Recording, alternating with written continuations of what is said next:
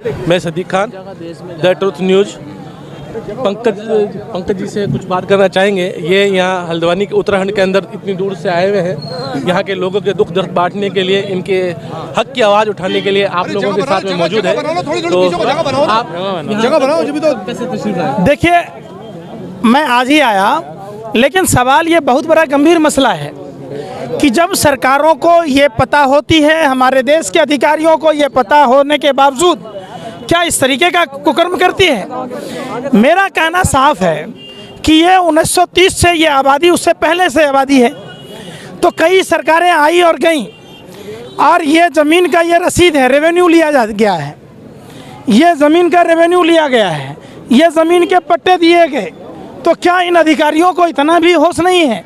यहाँ बैंक खुले हैं, यहाँ बिजली के ट्रांसफार्मर लगे हैं, यहाँ 50 साल पुराना दुर्गा मंदिर है, 70 साल पुराना शिव मंदिर है, यहाँ 8 से 10 मस्जिदें इस एरिए में आते हैं, यहाँ प्राथमिक विद्यालय, इंटर स्तरीय विद्यालय, तमाम तरह की चीज़ें हैं। तो इन चीज़ों, ये सड़क बनी है, ये सीवर बना है, यहाँ तमाम तरह के जो कंस्ट्रक्शन के काम सरकार के द्वारा हुए हैं विकास के। तो सबसे पहले सरकार में उन लोगों, जो लोग बैठे हुए थे, क्या उन लोगों को नहीं पता था कि ज़मीन किसकी है, किस आधार पर उन्होंने किया? मतलब साफ है, ये ज़मीनें यहाँ के लोगों की है, लोगों की थी और लोगों की रहनी चाहिए। अच्छा, सरकार राजनीतिक साजिश, षड्यंत्र प्रयोग के तहत, चूँकि भारतीय जनता पार्टी के लोगों को यहाँ के लोगों ने वोट नहीं दिया, इसलिए वो राजनीतिक दुराग्रह की भावना से ग्रसित होकर इनको उजारना चाहती है। आप हाई कोर्ट की बात कहेंगे, आप हकला रहे हैं, हम देख रहे हैं सब। आप हाई कोर्ट, सुप्रीम कोर्ट की बात कहेंगे, हमने देखा है, पूरा देश ने देखा है, पूरा विश्व ने देखा है। हाई कोर्ट, सुप्रीम कोर्ट के फैसले को भी लोकसभा, राज्यसभा में ऑडियंस लाके बदला जा सकता है, और केंद्र में भी भाजपा की सरकार है और राज्य में भी भारतीय जनता पार्टी की सरकार है। तो निश्चित तौर पर ऑडियंस लाकर यहाँ के लोगों को फिर से जो ऐसे जीवन ये जी रहे थे, वो जीवन बहाल किया जा सकता है। अच्छा पंकज जी, एक सवाल है मेरा। कुछ गोदी मीडिया लैंड जिहाद के नाम से यहाँ के लोगों को बदनाम कर रही है, इस पर कुछ क्या कहना चाहेंगे आप? देखिए, ये आतंकवादी हैं, हमने भी वो देखा है। ये दुर्गा मंदिर कोई लैंड जिहाद का हिस्सा तो है नहीं, जो 50 साल पुराना है, 70 साल पुराना शिव मंदिर है, ये कौन सा जिहाद का हिस्सा है? ये लोग हमें और आपको लड़ाते हैं, हमें और आपको समझना होगा। एकता में बल है, नफरत छोड़िए, पूरा भारत जुड़ कर रहिए। ये अगर हम लोग आपस में ही लड़ने का नतीजा है कि आज भारतीय जनता पार्टी इस तरीके से बारी बारी से सभी को उखाड़ रही है और सबका उजाड़ रही है। आप एक बात बताइए, हम नफरत में नहीं थे तो सरकार ने यहाँ बैंक ऑफ बड़ौदा का ब्रांच खोला, सरकार ने यहाँ बिजली के ट्रांसफार्मर लगाए।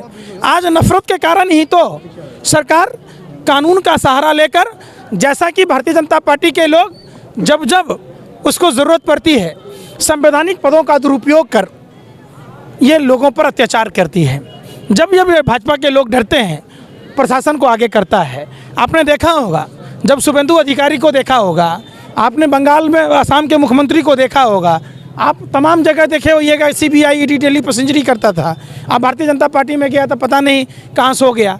सवाल उठता है कि आज़ादी से पहले यहाँ बासिंदा था, तो क्या अब तक रेलवे जो कुंभकर्ण 6 महीने के लिए सोता था, ये तो सैकड़ों वर्षों से सोया हुआ है। ये कौन सा कुंभकर्ण है भाई? जब तुम्हारी ज़मीन थी तो इतने दिन से क्या रेलवे मुजरा गा रहा था, ठुमका लगा रहा था? कहाँ थे सारे अधिकारी? तो क्लियर बात है, ये ज़मीनें किसी दूसरे की ना है, जो यहाँ के रहने वाले लोग हैं उनके बाप दादाओं की है और उनके बाप दादाओं की ही रहेगी।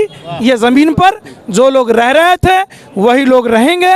फिर से एक बार कहते हैं। अच्छा एक मिनट, ये आप मैं पंडित जी कहना चाहूँगा आपको। ये पंडित जी आए, आपने यहाँ पे जब आया और सुन के आए तो आपने कहा ये कच्ची बस्ती देखी या पक्के मकाना देखे या बिजनेस देखा, मंदिर मस्जिद स्कूल देखे, या ये कच्ची बस्ती जैसी मीडिया बता रही है? देखिए, मीडिया, आप जिसको मीडिया कहते हैं, पहले के राजा महाराजा भान रखता था राजा का गुण गाने के लिए। तो जिसको आप मीडिया कहते हैं, एक्चुअली वो मीडिया नहीं है, समझिए। मीडिया का है मतलब है कि लोकतंत्र का चौथा स्तंभ कहा जाना। अब एक भी बता दीजिए, इन लोगों का तो, मैं गंदे शब्दों का, उसको भी ज़मीर नहीं बेचती है, सिर्फ जिस्म बेचती है। ये मीडिया तो सब कुछ बेच चुकी है। और किसको कह रहे हैं, जितना अस्तर गिर गया, जितना झुमका नहीं गिरा बरेली के बाजार में, गाना सुनते थे हम लोग, भाजपा की सरकार में देश के मीडिया का स्तर गिर गया। इसके दिमाग में भूसा भरा हुआ है। ये क्या दिखाती है इसको पता ही नहीं खुद है। दिल्ली की घटना आपने देखी होगी, मनोज मित्तल नाम का भारतीय जनता पार्टी का नेता 31 तारीख को दिसंबर को दारू पीकर 12 किलोमीटर तक लड़की को घसीटता रहा। एक बात बताइए कि किसी भी गाड़ी में लकड़ी का टुकड़ा फंस जाए तो गाड़ी खटखट खटखट खटखट आवाज़ देता है। न पुलिस को सुनाई दिया, न मीडिया को सुनाई दिया, न किसी को कुछ दिया, सबूत और साक्ष्य सब मिटा देता है। एक भी मीडिया ने बताया कि वो दरिंदों में जो 5 दरिंदे थे, उन दरिंदों में भारतीय जनता पार्टी का नेता मनोज मित्तल भी शामिल था। अगर ये सपा का होता, कांग्रेस का होता, बसपा का होता, आम आदमी पार्टी का होता, तो सारे दिन मीडिया क्या चलाती, राहुल गांधी इस्तीफा दो, अखिलेश यादव इस्तीफा दो, केजरीवाल इस्तीफा दो। कभी कहा नरेंद्र मोदी इस्तीफा दो, कभी कहा देश के तारीपार गृह मंत्री इस्तीफा दो। 12 किलोमीटर तक देश की लड़की का, देश की बिटिया जैसी भी हो रही हो, मुझे उससे नहीं बहस, थी तो बिटिया, थी तो किसी न किसी की बिटिया, और मीडिया उसको बदनाम करने पर तुली थी। आप एक बात बताइए, 12 किलोमीटर तक घसीटने के बाद किसी पुलिस वाले ने यह नहीं कहा कि भारतीय जनता पार्टी के नेता पर हत्या का मुकदमा दर्ज होना चाहिए। 12 किलोमीटर तक घसीटा गया। किसी चैनल ने नहीं दिखाया कि मनोज मित्तल जो भारतीय जनता पार्टी का नेता है, जो मोदी और अमित शाह का करीबी है, जो उसने इस दरिंदगी को अंजाम दिया, कोई चर्चा हुई?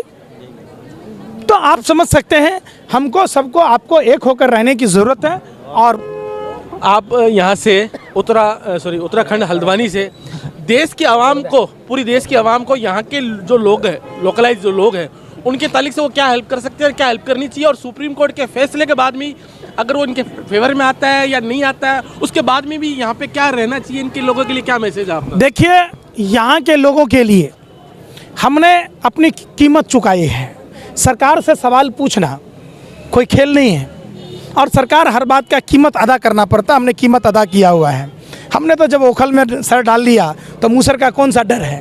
हमारे बिहार में चावल कूटने वाला उखली मूसर समझते हैं ना, जब उसमें डाल ही दिया है तो किस बात का धमक का डर नहीं है। अब तो क्या है, यहाँ के लोगों को जिस तरीके की भी हमारी सहायता अगर चाहिए तो आप हम लोगों से संपर्क कीजिए। इनकी हर आवाज़ को हम उठाते रहेंगे। सभी पार्टी के लोकसभा राज्यसभा सदस्यों को भी ये बात कहेंगे कि आप इनकी आवाज़ बनिए, और दिल्ली में ही हम जाकर लोगों से मिलकर भी करेंगे। और ज़रूरत पड़ी तो हम लगातार जंतर मंतर पर इनकी आवाज़ उठाते रहेंगे। बहुत बहुत शुक्रिया। आप लोगों के लिए बड़ी हौसला अफजाई की बात है कि पंडित जी ने ये कहा कि ये जंतर मंतर में भी इनकी ताल्लुक से यहाँ के लोगों के लिए खड़ा रहेंगे, और कहीं भी देश के आवाम के ताल्लुक से भी मैं बिल्कुल, क्या कहना चाहेंगे आप? बिल्कुल, पूरे देश के जितने भी राजनीतिक दल के लोग हैं या सामाजिक कार्यकर्ता हैं, उन सभी लोगों को मदद करनी चाहिए। और हमारी जहाँ भी, हमारा फ्री ऑफ कॉस्ट का ये सर्विस है। हम सामाजिक सरोकारों का कहीं कोई लेना देना नहीं।